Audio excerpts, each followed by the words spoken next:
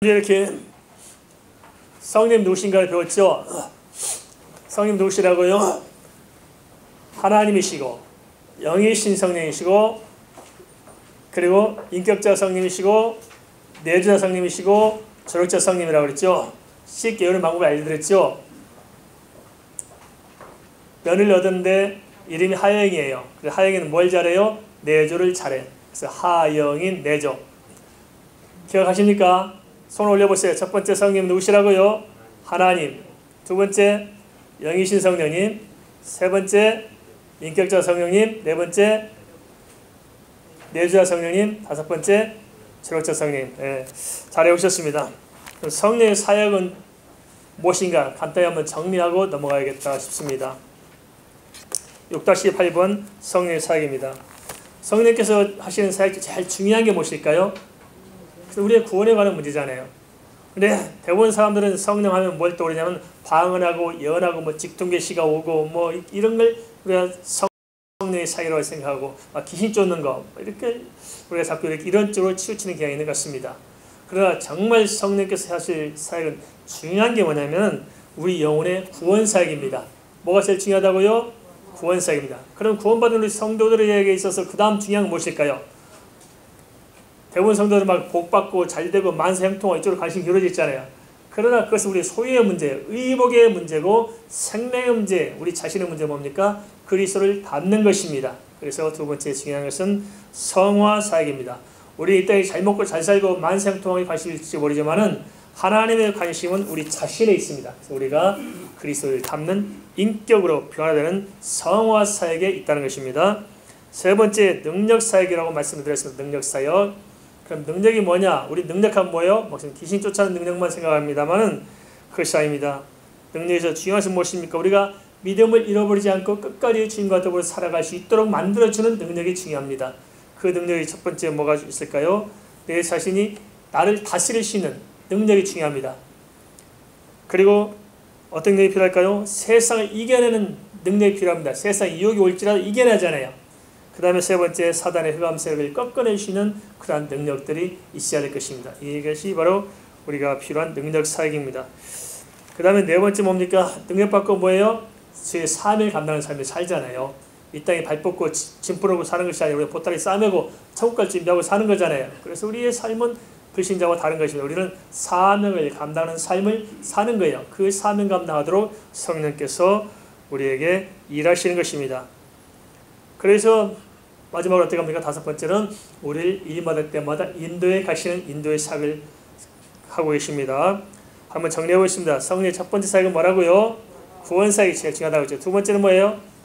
성화 받고 그 다음에 어떤 거예요? 네, 능력을 보여주시오. 능력 보여서 뭐 하라고요? 네 번째 사명 감당하고 사명 감당을 어떻게 만들어주세요? 네, 인도하는 거. 첫 번째는 뭐예요? 구원 사역, 두 번째 성화 사역, 세 번째 능력 사역, 네 번째 사명 감당하도록 하는 사명 사역, 다섯 번째 인도 사역. 정리되셨습니까? 성령의 정리 안 되면 아주 혼탁해져 믿음이. 바로 정리하면은 우리 신앙이 좀 선명해질 줄 믿습니다. 그다음에 오늘은 성령이란 단어의 의미에 대해서 좀 살펴봤으면 좋겠습니다. 성령에 있다가 자꾸 혼란에 빠지기 때문에 정리해 드리는 것이 좋겠다 싶습니다. 개역개정 나오기 전에 개정성경인가 개역성경인가요? 개역성경은 창세기 1장부터 기록할 때 그렇게 기록되어 있습니다. 태초에 하나님이 천지를 창조하시니라. 땅은 공허하고 흑암이 깊음 위에 있고 3절에 하나님의 신은 수면 위에 운행하시니라. 그 하나님의 신이 뭐냐? 그것은 성령을 가리키고 있습니다. 성령이 등장하죠. 그래서 모든 창조 사역에 있어서도 성부, 성자, 성령께서 동행하셨고 또 구원 사역에도 동행하고 계십니다. 그래서 성경에서는 영이란 말, 성이라는 말에 대해서 어떻게 쓰이느냐 우리가 좀 구별해 봐야 되는데 하나는 하나님의 영을 성령이라고 합니다. 하나님의 영을 성령. 두 번째 예수 그리스도의 영도 성령이라고 알려주고 있습니다. 하나님의 영, 예수 그리스도의 영, 성령을 가리키고 있고 성령이라고 표현하고 있고요. 그 다음에 성령 하나님의 영도 성령이라고 하고 있습니다. 둘로 정리하면 그렇습니다. 첫째는 성부, 성자, 성령을 묶어서 하나님의 영이라고 이야기하고 있고 또 하나 큰 묶음으로 두 번째는 삼위 되시는 성령님의 영을 성령 이렇게 이야기하고 있습니다. 좀 정리되셨습니까? 여기 이제 혼란 없겠지요. 그런 것을 생각하고 성경을 보시면 이제 혼란이 없을 것입니다. 그 다음에 이제 또 살펴보겠습니다. 칭호에 대해서 성령의 임재는 뭘까요?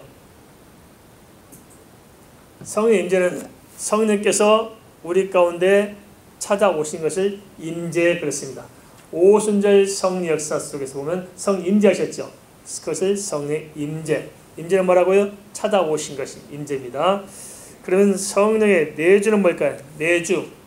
내주는 내 안에 거하시는 것이 성령의 내주입니다. 성령의 내주가 뭐라고요? 내 안에 거하시는 것. 그러면 성령의 내주할 때 성부, 성자, 성령 삼위 하나님이 내 안에 내주하실까요? 아니면 성령 하나님 세 번째 하나님 삼위 되신 성령님만이 내주하실까요? 좀 의견들이 여러 가지 있겠습니다만 성부, 성자, 성령 세 하나님, 삼위 하나님이 내 안에 내주하신다고 이해하시는 것이 훨씬 성경에 가깝다고 볼 수 있습니다. 그 다음에 성령 충만은 뭘까요?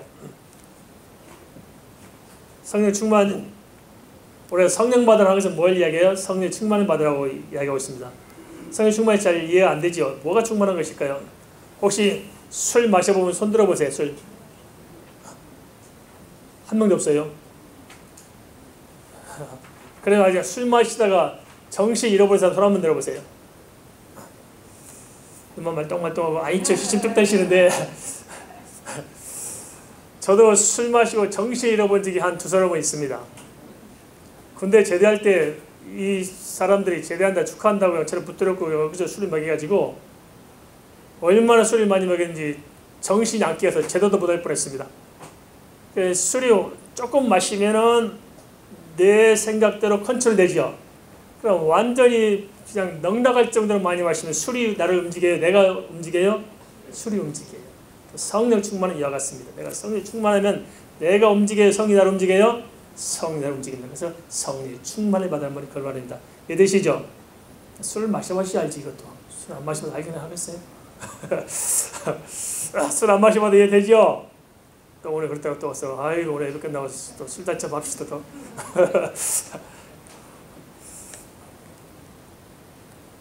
그 다음에 성령 소멸입니다. 소멸은 뭘까요? 성령의 충만함이 없어지는 게 소멸입니다. 그럼 어느 때 성령이 소멸될까요? 그것은 범죄할 때입니다. 죄를 범하고 불신앙을 가질 때, 불순종할 때 성령이 소멸됩니다. 성령의 능력이 우리 가운데 역사하지 않는 것을 성령의 소멸, 충만함이 사라지는 것입니다. 성령이 소멸되면 어떻게 돼요? 자꾸만 내 생각대로 이렇게 내 마음대로 자꾸 기울어져 가는 거예요. 그래서 교회에서 시험 든다 하는 건 뭐냐? 다 성령이 소멸돼서 그렇습니다. 성령 충만 받으면 소멸이 없이 충만하면은 시험이 안 들어요. 그런데 결국 시험 든 이유는 이거예요. 성령의 충만을 받지 못하니까 자꾸 사람 생각으로 그냥 마귀에게 속는 것입니다. 그 다음에 성령의 조명입니다. 조명. 조명이 뭔지 아시죠? 우리가 뭐 영화 찍을 때 조명 있죠. 조명기사 비치는 거죠. 그럼 성령은 뭘 가지고 조명하시느냐? 성령의 조명은 하나님의 말씀을 조명하신 것입니다. 다른 걸 조명한 것이 아니고 하나님의 말씀을 조명해요. 하나님의 말씀을 통해서 예수 그리스도를 깨닫게 하고 믿게 하고 이게 하나님의 말씀을 조명해 주신 것이고요. 또 세상 이런저런 일도 하나님의 말씀을 조명해서 그 말씀을 가지고 분별하도록 돕는 것이 성령의 조명입니다. 그 다음에 성령 인도가 있죠. 성령 인도 뭡니까? 성령께서 나를 이끌어 가시는 것입니다. 내가 내 인생을 사는 것이 아니라 성령께서 내 마음과 뜻과 생각을 주장하셔서 하나님 뜻에 합당하도록 나를 이끌어가는 것, 이게 성령의 인도입니다. 이해되십니까? 그 다음에 성령의 교통이 있습니다. 교통이 뭔지 아십니까? 교통은 오고 가는 커뮤니케이션마다 커뮤니케이션, 그죠? 교통 정리한다 그러죠. 커뮤니케이션. 커뮤니케이션이 잘 통해야 하잖아요. 커뮤니케이션 안 되면 이게 참 복잡합니다. 하나님과 우리 사이도 교통이 돼야 됩니다. 그럼 교통을 뭘로 어떻게 할까요? 성령의 교통이 잘 되면 신앙생활이 재밌는데 교통이 막히면 재미가 없어요. 어떻게 교통이 잘 될까요? 그것은 하나님의 말씀 붙들고 기도하면 교통이 잘 되는 것입니다. 그게 없으면 신앙생활이 재미가 없는 거예요. 그래서 하나님께 기도하고 기도 중 하나님께 내게 주시는 또 은혜를 받고 또 말씀 붙들고 하나님께 나가고 또 하나님께서 그 말씀 붙들고 나간 나에게 또 은혜를 주시고서 성령을 통해서 우리에게 교통할 때 우리가 신앙생활이 재미가 있어질 것입니다. 성령의 감동이 있어요. 감동이란 무엇일까요? 요즘 젊은이들 말로 피를 꽂히는 게 감동입니다. 성령께서 우리를 감동해 주신 것입니다. 감동 뭡니까? 우리가 감동하면 눈물이 핑 돌죠? 감동, 그 감동입니다. 성령께서 우리를 감동해. 뭘로 감동시킬까요? 성령께서는 우리 뭘로 감동시켜요? 우리가 하나님의 은혜를 깨달아 알도록 감동하십니다. 은혜를 깨달도록 그리스도의 사랑이 무엇인지 나를 이끌으신 것이 무엇인지 그 하나님의 사랑, 그 기록되는 말씀을 통해서 조명해서 나를 감동해 주시는 것입니다. 그 다음에 성령의 감화는 무엇일까요? 그 감동을 통해서 변화시키는 것이 성령의 감화입니다. 성령께서는 참 우리를 인격적으로 이렇게 대우하세요. 그래서 우리를 그냥 무지막지하게 막 찍어 누리려고 하지 않고 우리를 감동해서 변화시켜 가는 것이 성령의 감화입니다. 성령이 우리를 감화하지 않으면 우리가 성화가 되지 않습니다. 감화를 통해서 성화가 되는 겁니다. 사람들 어떻게 할까요? 우리 그렇죠. 자식들한테 그렇게 억압하지 않습니까?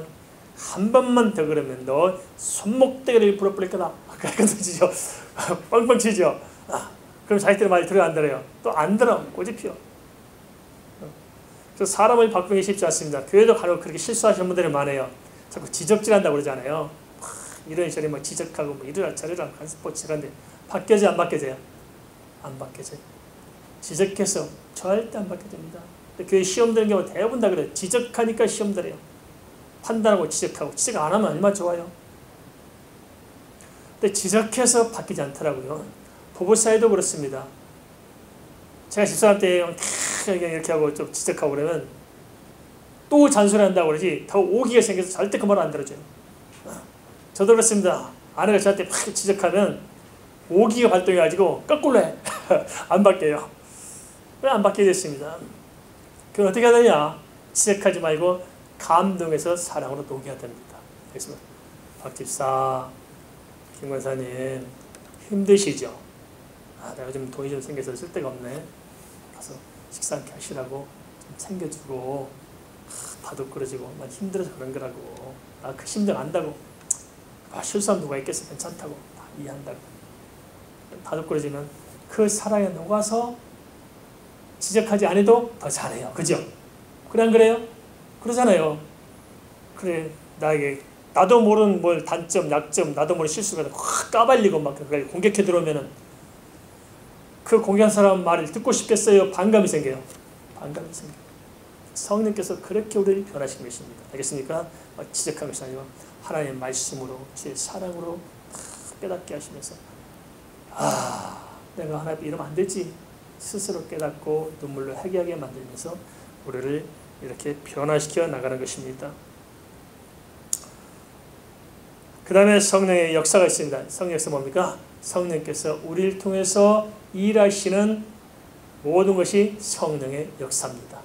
우리가 행하는 것이 아니라 하나님께서 일해 나가시죠. 그 모든 역사가 따릅니다. 그래서 크리스천들에게서는 하나님의 역사가 따라야지 역사가 따르지 아니하면은 참 이렇게 사는 재미가 없어요. 그죠? 모든 삶을 통해서 하나님이 역사하시는 것입니다.